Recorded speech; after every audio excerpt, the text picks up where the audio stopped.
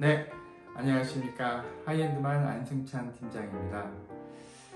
오늘은 여러분들이 하이엔드 오디오를 선택하는 고민을 덜어드리고자 하이엔드 오디오 선택 가이드에 대한 첫 번째 시간을 준비하였습니다. 그 중에서도 어떤 브랜드의 제품을 선택할 것인가에 대한 부분을 6가지로 요약해 보았는데요.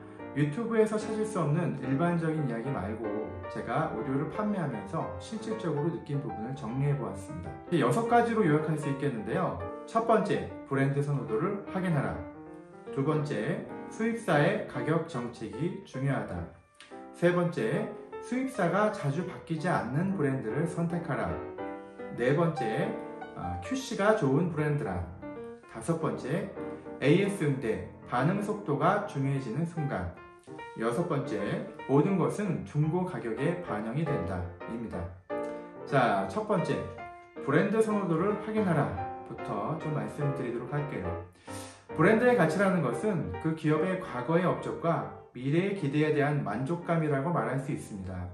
즉, 좋은 브랜드는 하루아침에 만들어진 것이 아니고 앞으로도 갑자기 문제가 발생할 확률이 아주 작다고 말씀드릴 수 있겠는데요. 한 예로 B2B 오디오 전시회로 유명한 독일 뮌헨 오디오쇼에서는요, 아무리 좋은 소리를 내는 제품이라도 수입사들이 그 제품이 2년에서 3년 이상 전시회에 꾸준히 참가하는 것을 눈여겨본다고 합니다. 그들에게도 좋은 브랜드라는 것은 상당히 중요한 요소라는 것을 알 수 있죠. 자, 두 번째, 수입사의 가격 정책이 중요하다. 제조사에서 아무리 좋은 브랜드를 만들더라도 제품을 유통하는 수입사의 가격 정책에 따라서 브랜드의 가치가 달라지게 됩니다. 여기서 가격이라는 것은 단순히 환율이나 원가 구조와 같은 간단한 요소로 결정되진 않고요. 다음에 나열하는 여러 가지 요인에 의해서 결정이 됩니다. 첫 번째로는 이제 AS 센터를 직접 운영할 것인가, 외주를 줄 것인가에 대한 문제인데요. AS 센터를 직접 운영하는 경우에는 좋은 서비스를 받는 만큼 원가가 상승해서 제품 가격에 반영될 수밖에 없어요. AS를 외주를 주는 회사라도 AS의 발생 원인이 고객의 잘못인지 아닌지 애매한 상황에서 쿨하게 무상으로 처리해주는 회사가 있기도 해요. 그리고 두 번째로는 마케팅 활동을 얼마나 적극적으로 하는가입니다. 마케팅 활동을 적극적으로 하면 할수록 제품의 가격에 반영이 되어서 가격이 올라갈 수밖에 없거든요. 이것은 또한 중고시장에서 중고가격 방어가 되기 때문에 고객에게 불리하다고 말하기는 어렵습니다. 세 번째, 유통을 하는 회사인가 브랜딩을 하는 회사인가의 문제입니다. 수입사가 유통회사라면 처음에 제품이 나왔을 때는 높은 가격을 유지하겠지만 시간이 지나면 지날수록 가격은 유통을 위해 떨어질 수밖에 없고 신제품이 나오는 시점에서 엄청나게 낮은 가격으로 땡처리 될 수가 있어요. 그때 이제 제품을 제일 먼저 사는 사람은 상당히 마음의 어려움을 겪을 수도 있죠. 반면 브랜딩을 하는 회사라면 상대적으로 꾸준한 가격 정책을 통해서 고객이 그 브랜드를 믿고 구매할 수 있게끔 신뢰를 쌓아가기도 합니다. 따라서 어떤 브랜드는 땡처리를 할 때마다 고객이 제품을 소비하는 브랜드도 있고요. 어떤 브랜드는 브랜딩이 잘 돼서 제품이 처음 나왔을 때 판매가 폭발적으로 몰리는 제품들도 있습니다. 그렇기 때문에 A 브랜드가 50% 세일을 하는데 왜 B 브랜드는 20%밖에 할인을 하지 않죠? 라고 질문하는 것은 좀 어리석은 질문이라고 말씀을 드리고 싶어요. 자, 이제는 세 번째 요소입니다. 수입사가 자주 바뀌지 않는 브랜드를 선택하라 라고 말씀드리고 싶어요. 수입사가 자주 바뀌지 않는다는 것은 유통회사인지 또는 브랜딩을 하는 회사인지에 상관없이 일관적인 패턴의 가격 흐름을 보이게 됩니다. 하지만 일반적으로 수입사가 바뀌게 될 때 기존 재고 물량이 싼 가격에 시장에 풀리는 경향이 강하기 때문에 수입사가 단기간에 여러 번 바뀌게 될 경우 그 브랜드는 시장에서 빚을 잃게 되는 경우가 많습니다. 하지만 예외적으로 브랜딩을 잘하고 평판이 좋은 수입사로 넘어간 브랜드는 단기간 어려움을 겪을 수도 있지만 좋은 브랜드로 재탄생하는 경우도 많으니 참고하시기 바랍니다. 네 번째, QC가 좋은 브랜드란. QC라는 것은 이제 퀄리티 컨트롤의 약자인데요. 제조사에서 얼마나 품질 관리를 잘 하는지를 보여주는 지표라고 볼 수 있습니다. 예를 들어서 제가 예전에 일했던 제조사의 경우에는 제품을 만들 때마다 좋은 소리를 내는 법을 알아냈다면서 계속 업그레이드를 해서 판매를 하시는 거예요. 그러니까 제품을 10개를 팔면 1번부터 10번까지 소리가 다 다른 거죠. 그리고 이제 제품을 만드시는 분의 컨디션에 따라서 AS의 발생 빈도가 또 달라지기도 합니다. 심지어는 제가 이제 200만원짜리 앰프를 판매를 했는데, 그걸 판매를 하고 나서 AS 이슈가 발생이 돼가지고 부산을 3번 왔다 갔다 했는데요. 그 경우는 오히려 이제 마이너스 난 경우라고 볼 수 있겠죠.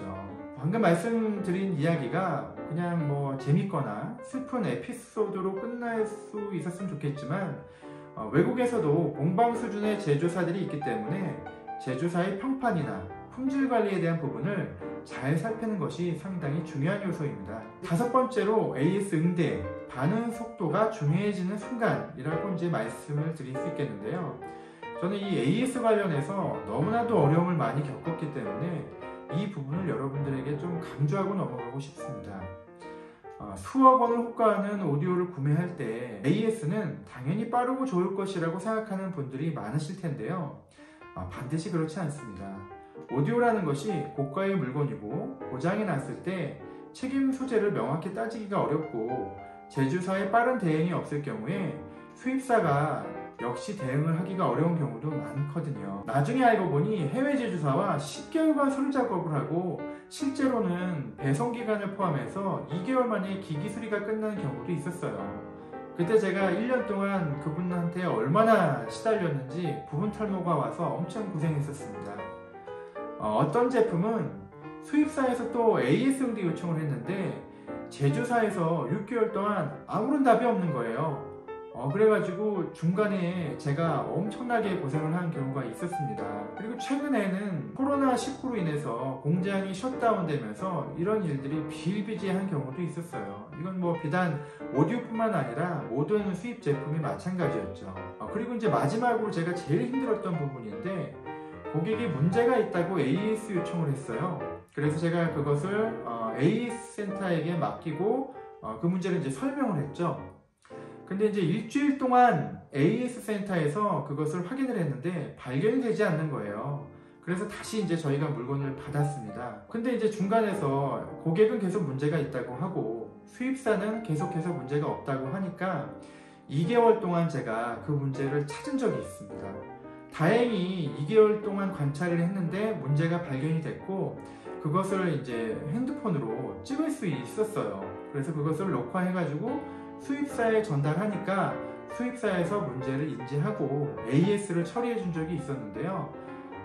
이게 전체 한 6개월에서 7개월 정도 시간이 소요가 됐는데, 처음에는 그 고객이 제가 거짓말하는 줄 알고 제가 정말 너무나도 좀 어려운 경험을 했었습니다. 하지만 마지막에 이제 그런 문제들을 직접 찾아서 해결해주고 났을 때는 그분이 저를 정말 신뢰해주고 믿어주는 그런 좋은 관계가 되기도 했죠. 자, 이제 6번째입니다. 이게 이제 제가 마지막으로 말씀드리고 싶은 건데요. 모든 오디오 제품의 브랜드는 중고 가격에 반영이 된다는 겁니다. 위에서 말씀드린 브랜드, 수입사의 가격 정책, QC, AS 등에 관련된 이슈는 모두 중고 가격에 반영이 돼요. 소비자 가격에 비해서 유난히 낮은 중고 가격이 형성되는 브랜드들은 한번 그 이유를 확인해 볼 필요가 있습니다. 구매 시 가격 할인이 잘 안 되더라도 중고 가격이 높게 형성되어 있고 거래가 활발한 경우도 그럴 만한 이유가 있다고 말씀드리고 싶습니다. 자, 오늘은 이렇게 6가지 하이엔드 오디오 제품을 구입할 때 생각해야 되는 요소에 대해서 알아보았는데요.